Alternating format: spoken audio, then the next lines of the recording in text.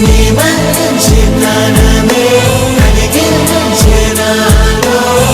మారు మనస్సయ్యా నేనెంతగానో క్షమించబడితిని ఎక్కువగా ప్రేమించెదనయ్యా నా మొదటి ప్రేమ నీవే యేసయ్యా నా మొదటి స్థానము నీకే యేసయ్యా నేనేమయ్యుంటినో అందుకు కాదయ్యా నా క్రియలను బట్టి అసలే కాదయ్యా